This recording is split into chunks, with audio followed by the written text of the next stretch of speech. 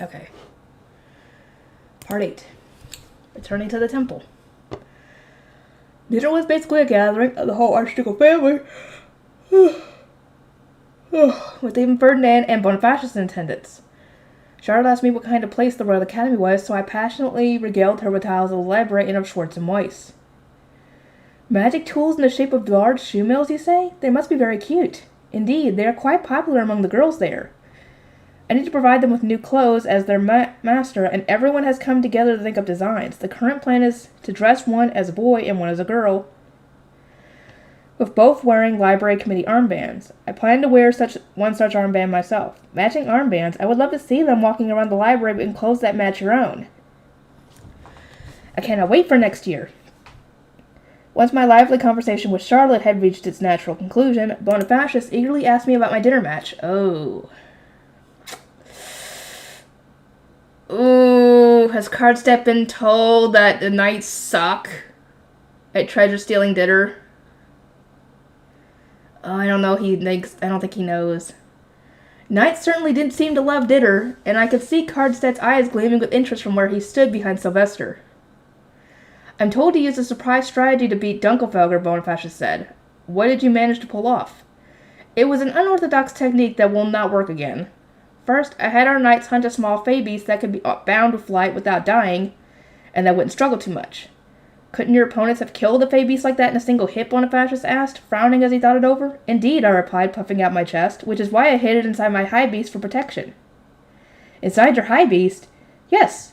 Our opponents would need to surpass my mana capacity to destroy my high beast and steal our treasure, so we were unlikely to lose for as long as it was kept inside. Given the dazed expression on Cardstep's and Bonifacius' faces, it certainly seemed to be a strategy that most knights would never consider. Ferdinand, however, nodded along and agreed. Of course he would be okay with that. He's a stricken strategist. To think that bizarre grunt could be used for such a purpose, he said, sounding clearly impressed. From there, I explained how we had launched a surprise attack on the enemy when they came back with their treasure. Bonifacius listened carefully, his brows knitted once again. It sounds to me like you ambushed your enemy in the middle of the arena like normal. How's that a surprise attack? The current trend in the Royal Academy is to play speed dinner. And so neither of our teams had played treasure-stealing dinner before, I explained. Nobody expected to be attacked while transporting their fey beast back, and thus it became a surprise attack. Bonifacius' face hardened at my words as though he had found them completely unthinkable. Slack, he muttered. They're far too slack. Yep, I completely agree. I had to wonder what kind of hellscape dinner games had been back when treasure-stealing dinner was the popular version to play. Just thinking about it scared me. However, our half-baked surprise attack was only half successful, I said. Ehrenfest's apprentice knights lacked any coordination whatsoever, whereas Dunkelfelger immediately put their formation back together.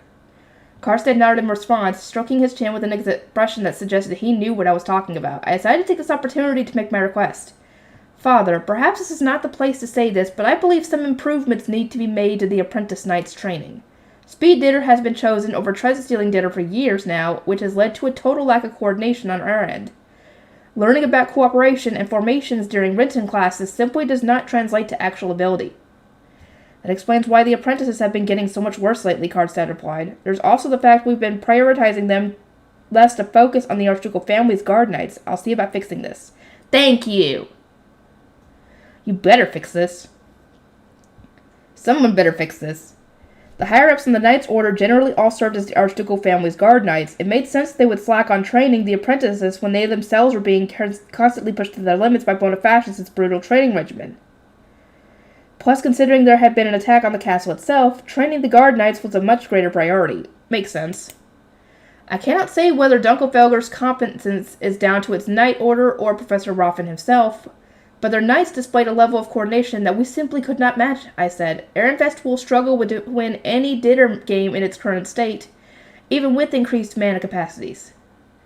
The only ones who had shown any sort of coordination were the apprentices serving as guard knights for the Archducal family. I mentioned this, and a glint appeared in Bonifacius' eyes. After all, he was the one who had trained them. If you're this concerned, Rosemine, I can start training the apprentices next. I'd say the guard knights are all in good shape now. Thank you. Thank you. Please do. Absolutely, please do. You have done a wonderful job training Angelica and Cornelius, so my expectations are high.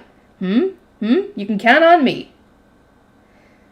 Bonifacius accepted my request with a confidence-inspiring grin, considering that the higher-ups no longer needed to endure his merciless training and could now focus on the apprentices again. I was certain our knights were about to get very strong very quickly. So the ambush failed, huh? What happened next? Sylvester asked, encouraging me to continue my story. All eyes fell on me again.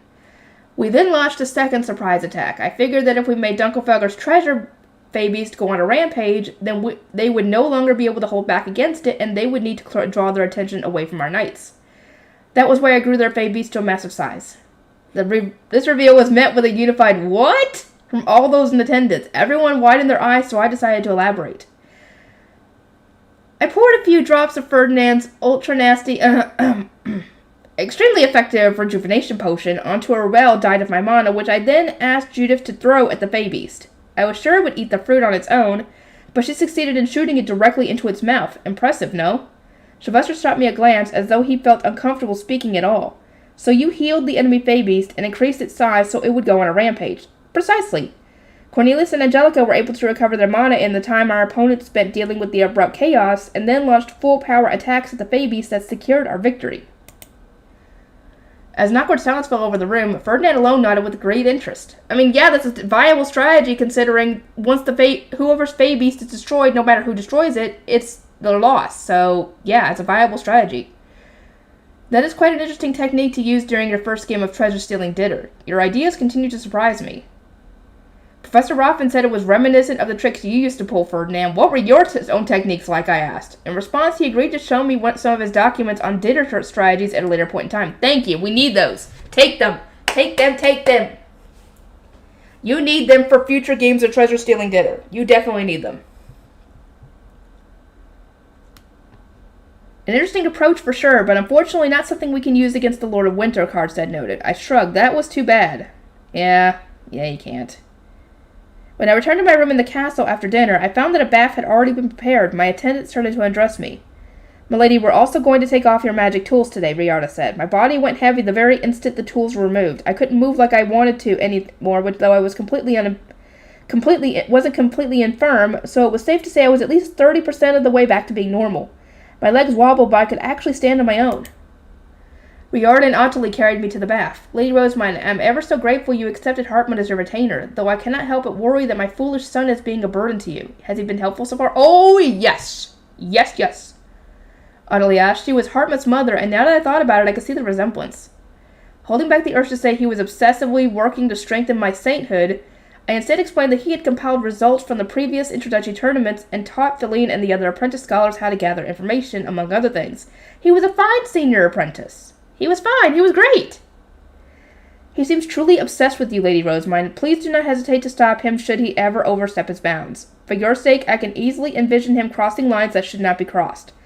That is why I cannot help but worry," she stressed.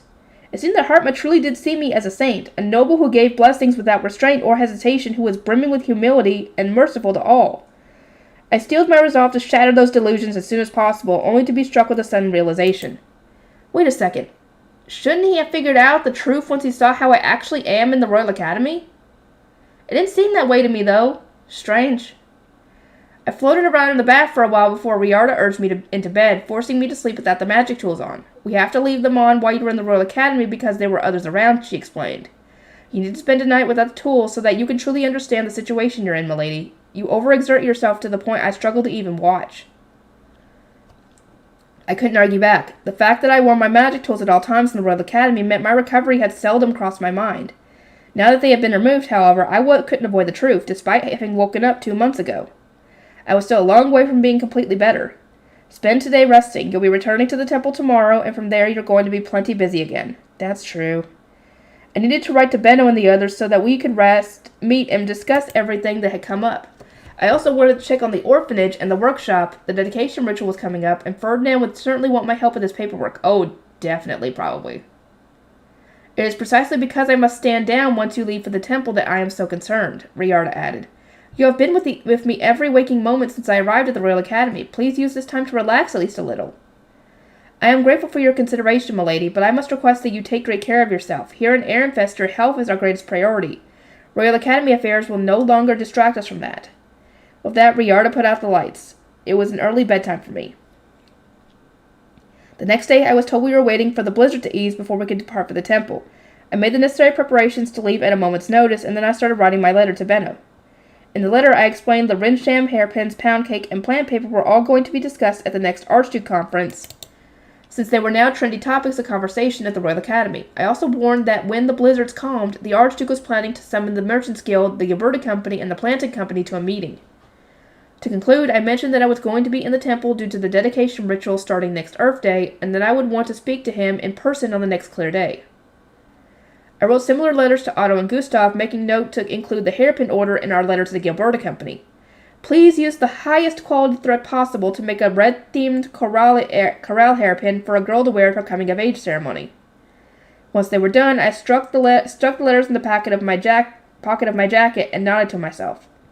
I now had some extra time on my hands. Riarda must have deduced that I was thinking about what to read next, so she grabbed the key to the book boxes and opened one, in particular at Audley's direction. Lady Rosamond, you have been gifted 2 books by Lady Elvira, Audley replied. They were printed in Haldesdale. Oh no! Oh no! Please don't let Ferdinand see it! Do not let Ferdinand see it. If he sees it, I have a feeling I know what the heck it is. I don't know what it is, but I've got a feeling I know what it is. Joy welled in my heart over new books being introduced to the world. In my hands were 2 night story collections made with plant paper, both with simple colors that contained only their respective titles. One read Hand-Selected Night Stories, and the other Royal Academy Stories. Packaged alongside them was a written warning from Elvira saying the books were never to be taken out of my room in the castle, as Ferdinand would require the Archduke's permission to enter it. Oh, yeah, I figured as much. I started thumbing through the books. The first was a collection of Elvira's favorite night stories, only with the illustrations changed to reflect Ferdinand. Someone other than Wilma had drawn them, but it only took me a single glance to realize they were based on him. I wasn't sure whether this was simply because the artist had taken inspiration from that one illustration Wilma had made, as thanks for the art materials I once gave her or whether this was a direct request from Elvira, but Ferdinand was shining about 30% more brightly in these pictures than any that had come before them. Hand-Selected Night Stories was all about nights as one would expect, but every tale had a romantic twist. According to Audley, Elvira had sold the first volume in secret at a tea party with women from her faction. It was so well received that she had immediately begun working on Royal Academy Stories, a collection of school romance stories that Elvira and her friends knew from their time as students. Elvira had written the manuscripts herself with help from some volunteers. Woo! Whoop, whoop, whoop, whoop. You got her help with this. And you have another writer you could have help too. I was unaware Mother had such literary talents. To think she's been a writer all along. Lady Elvira has loved to write compositions ever since her time as an apprentice scholar. She has been very lively as of late, saying she has finally found the perfect hobby. Are you reading the books as well, Audley? Oh yes, I am quite enjoying them. Elvira had established plant paper and printing workshops in her home province just to make books about Ferdinand. Oh no, that's going to get around eventually. People are eventually going to start talking about it. And that's going to get to the husbands, and that's going to get to Ferdinand eventually? Oh no, what's going to happen with that? Her enthusiasm was intense to the point of overwhelming, and each page I turned only made her dedication clearer. As a slight criticism, Mother, not every boy in Royal Academy stories should be modeled after Ferdinand. Just as I finished one of the collections, an ordinance flew in and said it was time for us to leave for the temple. I shut the book before leaving the room for my retainers, who were coming to see me go. Ferdinand, Eckert, and Justice were already waiting for me as I moved to join them with Daniel and Angelica. Are you coming with us to the temple, Angelica? Should you really be on guard duty outside the castle before coming of age? I asked. My eyes turned to Ferdinand, who looked down at the practically buzzing Angelica and gave a slight nod. While she has it... Oh, wow! Why didn't you guys tell them? Why didn't you tell them about the fourth method to your mana compression method? The fourth step to your mana compression method. They're going to want to know about that. While she hasn't yet had her coming-of-age ceremony, she's already 15. She is motivated, she finished the classes everyone was so worried about, and most importantly of all, you need to at least one female knight with you. My parents had chosen my retainers for me at my baptism ceremony, but I was now old enough that I needed to pick for myself. I had been told that I could pick a new adult female knight after the dedication ritual should I wish to. I could finally do guard duty again, Angelica exclaimed. Please let me serve. If you have permission from both Father and Sylvester, then I suppose I do not mind, I replied, taking out Leslie. Ella climbed in first, opting to sit in the back as usual, while Angelica chose the passenger seat where Bridget used to sit. I explained how to attach the seatbelt while Ferdinand arranged for his work things to be loaded onto the back seats. He's pretty brazenly adding more boxes to my high beast than I did for my luggage. That doesn't seem right to me. Is everything ready, Lady Rosamond? Daniel asked. Once I nodded, he raised a hand to Ferdinand, who then looked at Norbert standing at the ready by the doors. Open the doors, Norbert instructed. They were flung open in an instant. The blizzard was certainly calmer than before, but snow continued to fall. The most I could see was a blue cape and dark yellow capes as figures leaped into the murky darkness. I slammed my foot against the accelerator, desperate not to lose sight of them. As those gathered, I called out their farewells. Lady Rosamond, I can't believe how comfortable your high beast is, Angelica said as we made our way to the temple. I know, right? Leslie is cute and practical. He's the best, I replied, glancing at the cooking utensils, luggage, and work stuff packed next to Ella on the back seats. Just to note, my attendants at the temple are Grey Priests and Shrine Maidens, but they are just as dedicated to serving me as you and Daniel are. Nobles held a lot of prejudice toward the temple. Daniel had been assigned there as a form of demotion after being punished for not following orders, while Bridget had become my guard knight precisely because she was resolved to suffer through anything for Ilgnur's sake. Neither had been in a position to be particularly harsh toward my attendants, which was exactly why I was cautious about new guards entering the temple. I don't understand. What do you want me to do, Lady Rosamond? I merely ask that those in my service refrain from treating the commoners with blatant disgust, if possible. Disgust? Blatant? I think I get it. She truly doesn't. Angelica, I want you to be friendly with the priests and shrine maidens who serve me in the temple, I explained as clearly as possible, eyeing her reaction all the while. In an instant, her forlorn yet beautiful expression blossomed into a genuine smile. Okay, I understand. You can count on me. I hope she didn't take friendly as in, oh God, don't. Because, with how not smart Angelica is, I can actually see that happening, to be completely honest. When we arrived at the temple, my attendants greeted me with Fran standing at the lead. Welcome back, Lady Rosamond, they said together, before assisting Ferdinand's attendants with removing the luggage from Leslie. Wilma was helping Ella with her work stuff while Monica carried my personal belongings. Lady Rosamond, may I help the others? Zom asked, also wanting to help Ferdinand's attendants. I responded with a brisk nod, and Ferdinand had packed more than enough into Leslie, who I couldn't put away until it was all out. Fran and Fritz moved to take the luggage inside the temple. I shall go help as well, Gil said, but I raised a hand to stop him. One moment, I handed him the letters in my pocket. Deliver these to the planting company as soon as you can while the blizzard is still weak. Tell them this is a letter from the Gilberta Company, and this is for the Guildmaster. He should understand the gravity of the situation if you mention that the Archduke will soon be summoning him. As you wish, I will leave at once. Gil was the closest person to the Plantain and Gilberta Companies out of all my retainers, since he had gone with them to Ilgnur and Haldensale. He had seen their struggles up close, and, as a representative of the workshop, was often wrapped up in the unreasonable demands of nobles. It was for this reason that, when I gave him the 3 letters, he paled and immediately rushed off. Thanks to all the assistance we had, moving everything inside the temple was a quick process. I decided best to leave the rest of Ferdinand's attendants, and moved to return to my own chambers with my attendants. Rosamond, Ferdinand said, pausing midway through giving instructions to the attendants carrying his boxes. I am told you are not up to date with the orphanage and workshop, considering that you were moved to the castle so promptly after awakening. Prioritize communication with the lower city over assisting me tomorrow. Ensure that you are prepared enough to answer any questions about business with other duchies. Understood. It was my job to protect the Grey Priests and everyone in the lower city from being forced into unfair deals. Nicola was already waiting with tea and sweets when I arrived at my High Bishop's chambers. Having returned ahead of me, I took this opportunity to introduce Angelica to the guard knights who were going to be serving me here in Bridget's place. I want to be on good terms with everyone who serves Lady Rosamond, Angelica said, a heroic sparkle in her eyes.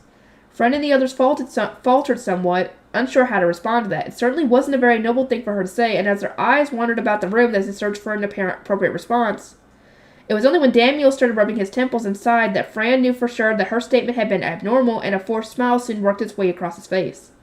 I am Fran, Lady Rosamond's head attendant in the temple. It pleases me to know that she has a guard knight as noble as yourself, Lady Angelica. I pray in gratitude for your assistance, he said politely. Daniel stood with Angelica by the door and started going over everything she would need to know when on guard duty in the temple. This was pretty much just an introduction. There were a lot of things she wouldn't understand until she saw them and went through the motions herself, so a verbal explanation ultimately wasn't going to be enough. Fran, I request a report of what happened in my absence. Understood. Several children had caught colds in the orphanage but recovered without incident. Winter handiwork and printing in the workshop was going fine as well.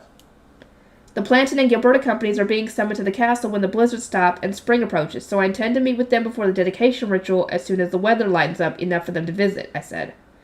Please prepare the orphanage director's chamber such that a meeting can be held there at any time. Gil returned not long after I was done listening to everyone's reports, completely covered in snow and shaking from the cold. I requested that he stand near the furnace so that he could warm up as he gave his report.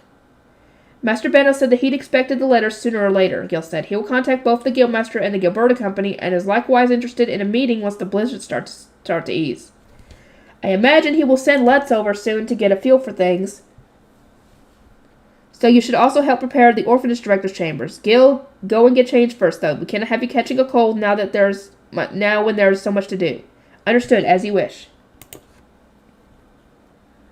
Just as Ferdinand suggested, I spent the next day looking over the orphanage, starting at third bell. During my previous visit, I had only taken a quick look around, but this time with the reports I had previously received from Wilma and Rosina, I started to ascertain what the children knew, who had picked up which skills, what their specialties at work were, and so on. I encouraged the artists to continue their practice and praised the apprentices who can now handle workshop labor on their own. I see Delia is taking care of the youngest children with Lily and Wilma, I said. Lily can't spend all her time looking after them, and it was only natural given my experience with Dirk, Delia said, having been nodding along in agreement. She had spent her time in the orphanage as Dirk's older sister and played a considerable role in raising all the new young children delivered to the temple. It was a relief to know she had found her place here. How has Dirk been lately, I asked. Has he had any problems?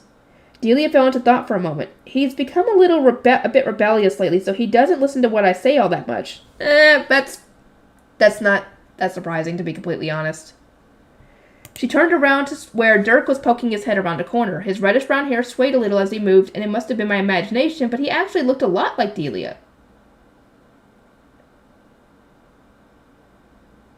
I always listen to everything Delia says, he called out. I'm a good boy, Lady Rosemine. Geez, don't lie, Dirk, Delia exclaimed. She sounded angry, but there was a playful smile on her face. It seemed they had developed a healthy sibling relationship, which was of course nice to see. But it also made me a little upset. I couldn't help but wish I had spent just as much time with Camille. Aww. But Dirk was cute. I can't wait to see that animated. After we had finished talking about the orphanage, Fritz came to tell me about the workshop. He had primarily handled operation while Gil was absent from spring to autumn. It seemed the best workers always accompanied Gil, leaving Fritz with the arduous task of training new workers. We are likely going to be establishing more workshops once trade begins with other duchies, I noted. You will want to train an ace team of experts to send to those other locations. Master Benno warned me I would need to do something of the sort. He said to prepare for when nobles began establishing new workshops en masse, so I've gathered the Grey Priests used to receiving direct orders from nobles. The problem is going to be getting them used to living with commoners, he explained, at which point the Grey Priests who had been sent to other locations gave small smiles. The culture in the temple differs from that of the outside world, I said. I suppose that comes as no surprise, though, since there are cultural differences even among commoners. The lower city, Ilgner, and Haldensdale are all completely dissimilar. I would suggest you send those who specialize in trying new things. The smiles the Grey Priest gave in response were so brimming with confidence that I could immediately tell just how much they had grown through their work in the outside world. That's great to hear.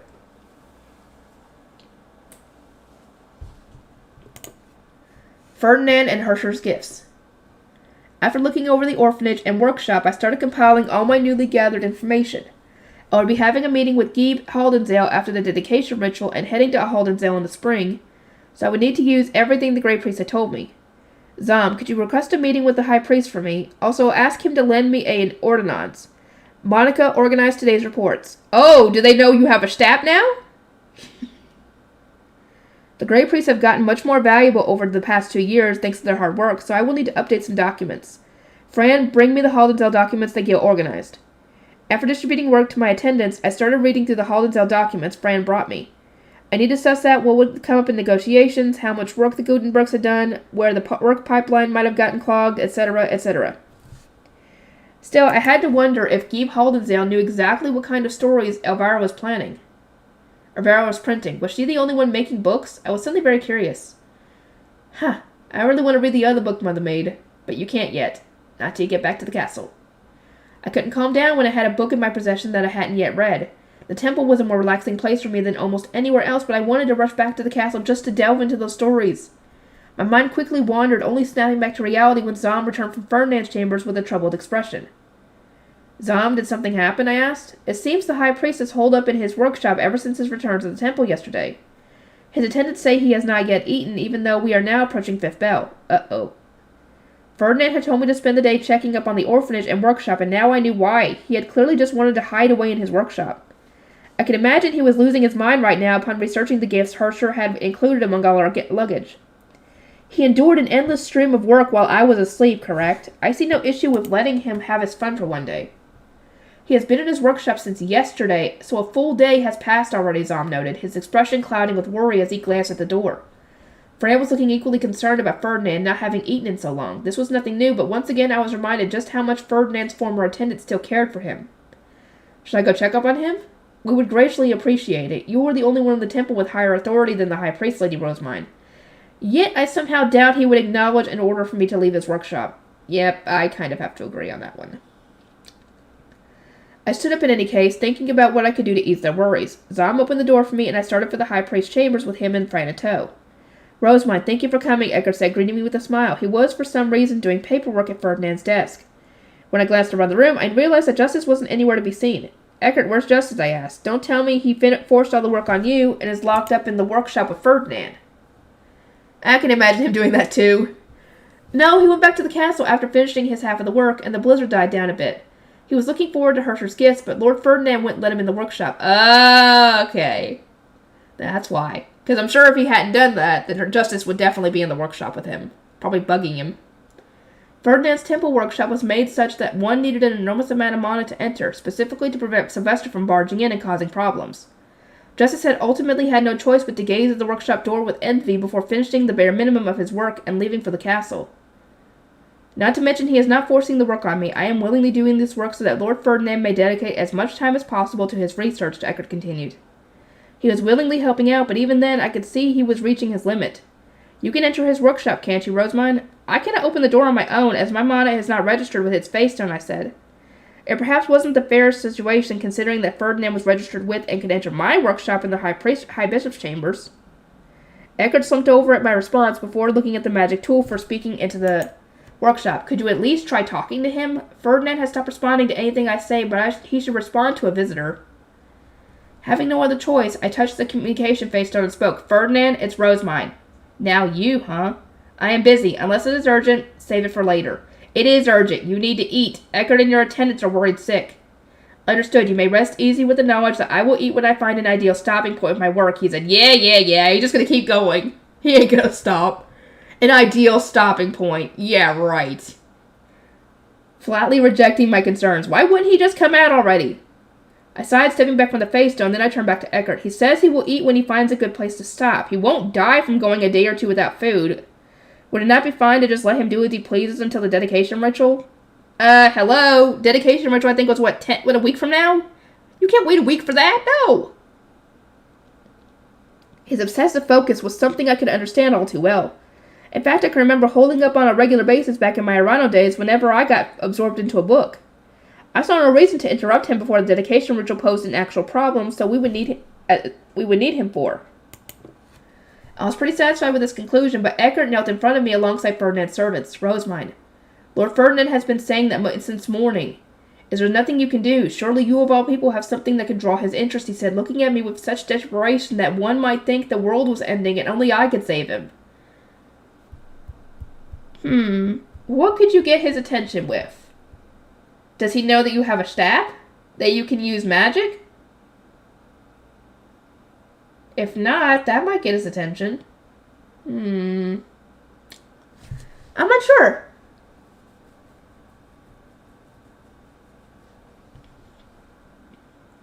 I couldn't help but grimace slightly. I could tell I needed to drag Ferdinand out of his dark cave now. Else Eckert would continue pleading with me until the end of time.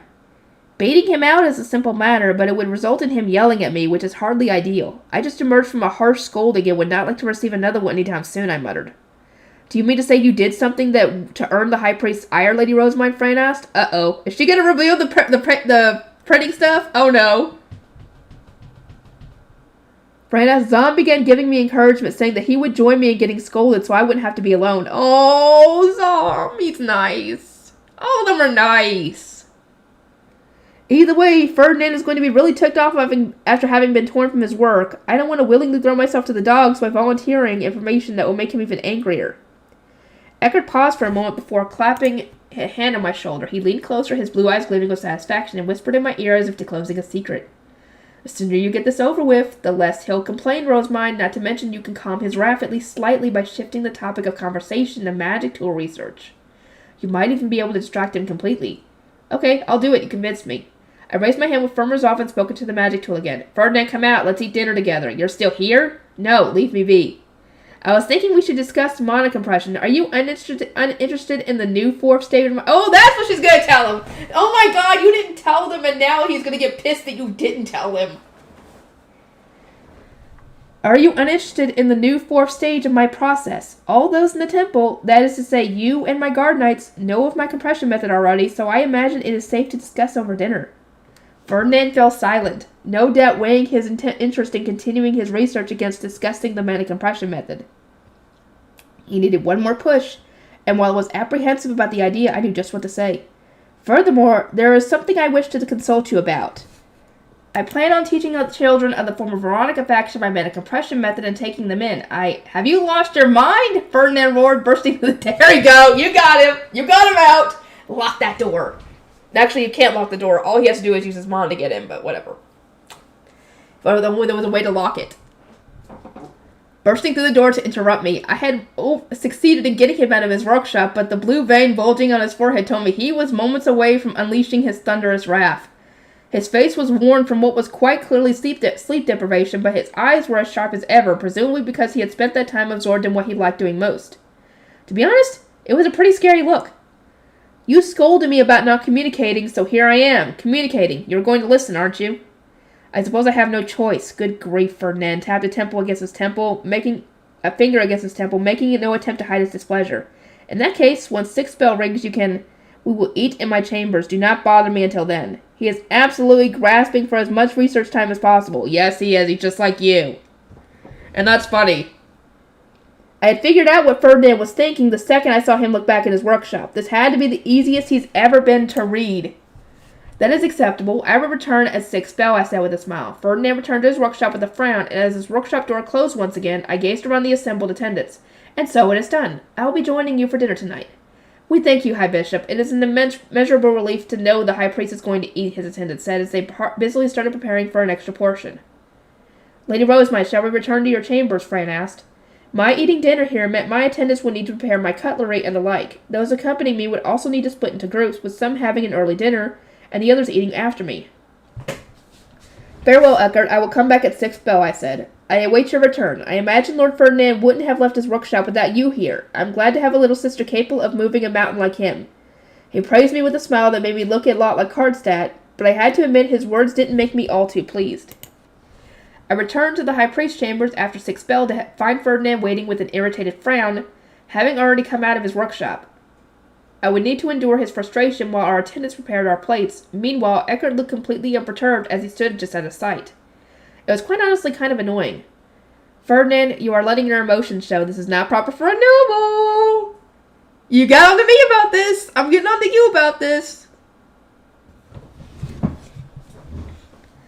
I am doing it deliberately because I am well aware you would not understand a fraction of my displeasure otherwise. Consider my honesty here. Special treatment for you in particular, he replied. Not that I was particularly interested in any special treatment that involved being on the receiving end of such a nasty glare. In any case, what was that nonsense about teaching members of the former Veronica faction your compression method? Did you not say you would refuse to give this knowledge to those who would oppose you? I am not going to teach it to future enemies. That much has remained unchanged. But it was only when I spoke with the children of the former Veronica faction in the Royal Academy that I realized just how large the faction was, and just how little communication there is between factions. It was previously the largest faction, correct? It is not possible to simply eliminate them all, so would you not agree it is important that we bring some to our side? Ferdinand listened quietly and then motioned for me to continue. The look in his eyes was not one of approval, however, but slight irritation. Furthermore, there are many children who regret tricking Wilfried, having not realized what they were doing at the time, I continued. Some anguish over being automatically considered part of their parents' faction. Is it true that only adults can choose their faction? But their most substantial mana growth period will most likely be over by then, will it not? It seems to me that many are upset to be missing out on so much potential mana growth purely due to a decision made there by their parents. And these feelings are only exasperated when they see Angelica and Cornelius advancing so rapidly before their very eyes. It is true that one's mana capacity grows the most while attending the Royal Academy, Ferdinand muttered, his eyes closed in contemplation. Would it be possible to change the details of the magic contract such that we can bring at least the children over to our side? You say that as if changing the details is easy. I shall entrust the fine-tuning to you and Mother, since you are more familiar with the finer details of faction politics than I am. We must act with caution, but we do not want to lose this many people. Ferdinand pondered the situation before fixing me with a piercing stare. What is your ulterior motive here? Speak honestly.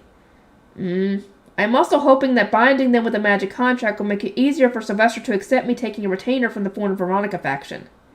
His eyes shot wide open, and onto his lips crept a smile so cold it practically negated the heat from the nearby furnace. Just how much of a fool are you? He asked in a hushed voice. Have you forgotten what they did to you? It has been 2 years for the rest of the world, but only a single season for you. Surely your memory is not that poor. I may be a fool, but there are promising children among the Veronica faction. Would it not be a waste to let them rot? I asked. Roderick was highly valuable to me for his proven ability to collect and create continuations to stories he struggled to even remember.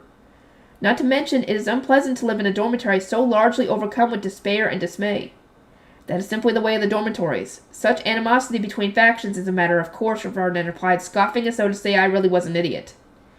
It doesn't have to be that way, I explained. As part of the Better Grades Committee, we split everyone into teams based on courses.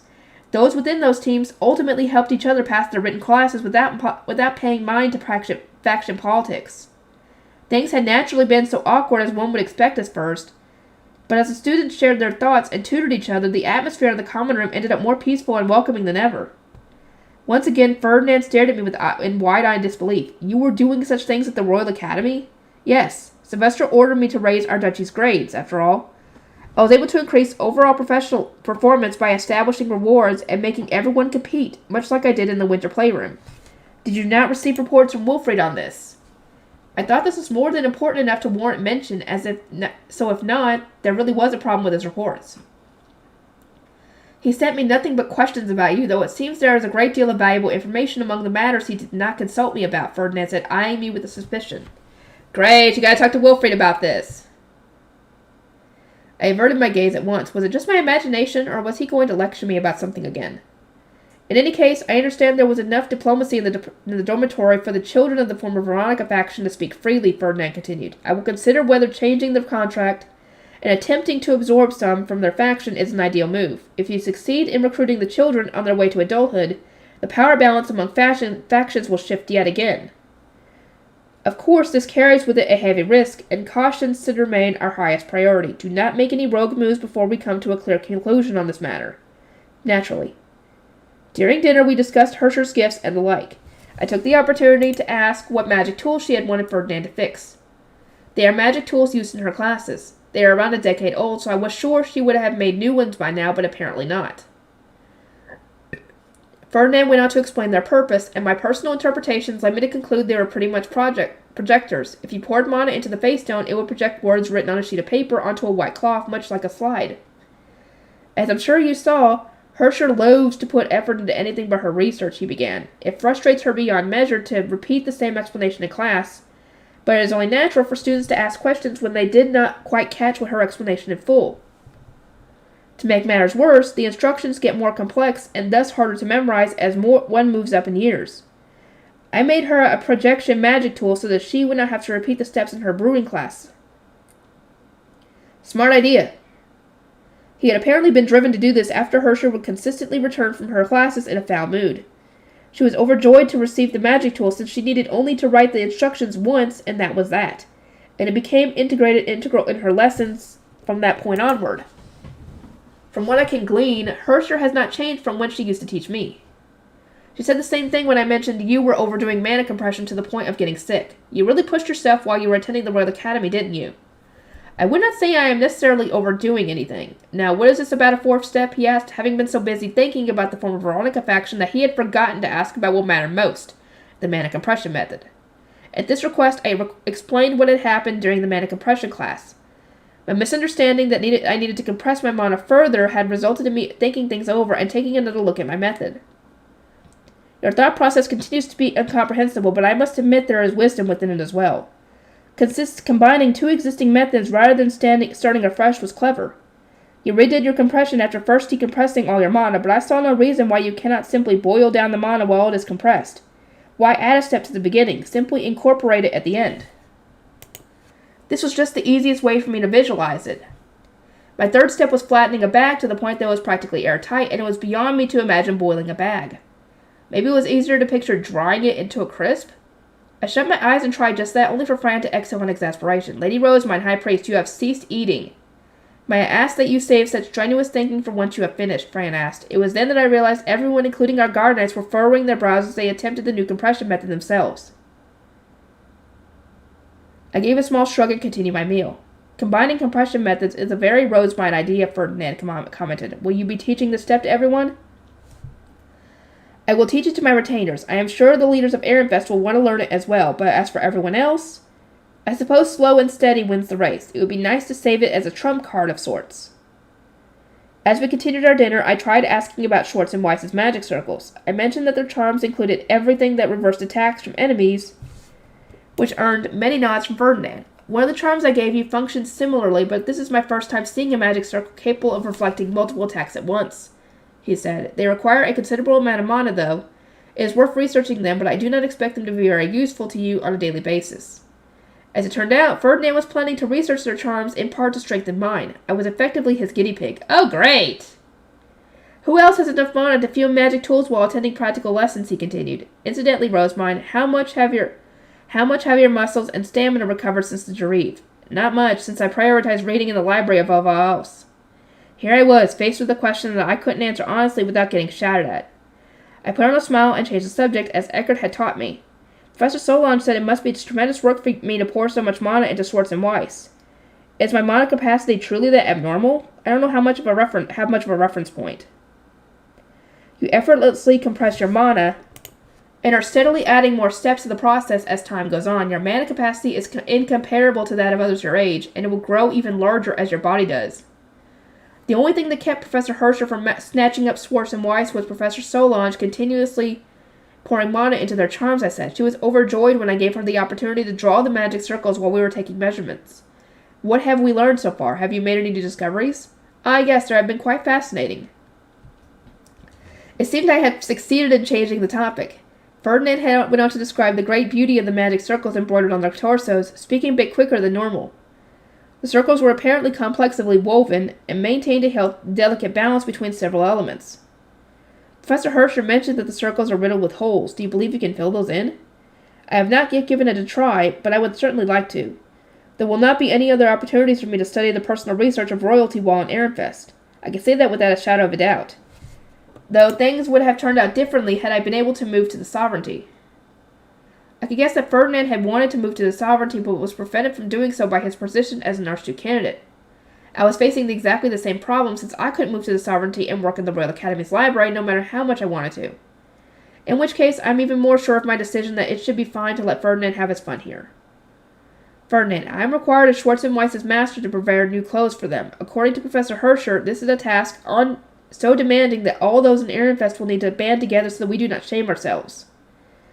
The making of charms will require many valuable materials. Would it be possible for you to provide assistance, so I asked. Challenging both those of the past and those to come, Fascinating. We should start by improving the magic circles, Ferdinand muttered, as he began considering what to improve first, and how to improve it. I could tell we ended up with some interesting, incredibly powerful clothes. We would end up with some incredibly powerful clothes if we left things in his capable hands. Ferdinand really can do everything. As I internally clapped in approval, Fran let out another thoroughly troubled sigh. Excuse me, but you have both stopped eating again. The orphanage will never receive dinner at this rate. Oh, sorry. We finished our meals, and then Eckert and I immediately banded together to stop Ferdinand from retreating back into his workshop. Ferdinand, you have two choices here. Leave your workshop when called for, or allow me to register my monitor such that I can enter your workshop myself. There is no room for debate. I do not want Eckert and your attendants pleading with me for help every single day. Good grief. I would rather leave when summoned than allow you to stroll in and do as you please. I must say, you are beginning to resemble some Riarda with your forcefulness. I was dragged out of the library every day at the Royal Academy. Now it is your turn to know the pain I endured. I said, resting my hands on my hips, as Riarda often would when she was about to lecture me. Ferdinand shook his head and deeply exhaled. Rosamund, do not give Riarda so much trouble. I will repeat the same warning to you. Do not give your attendants so much trouble. Daniel quickly put a hand over his mouth as he tried to contain his laughter, earning him a glare from Ferdinand.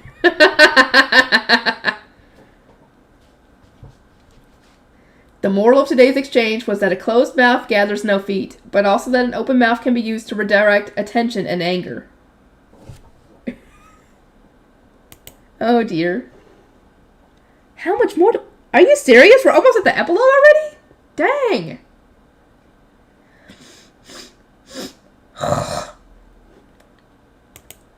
What time is it? 10:23.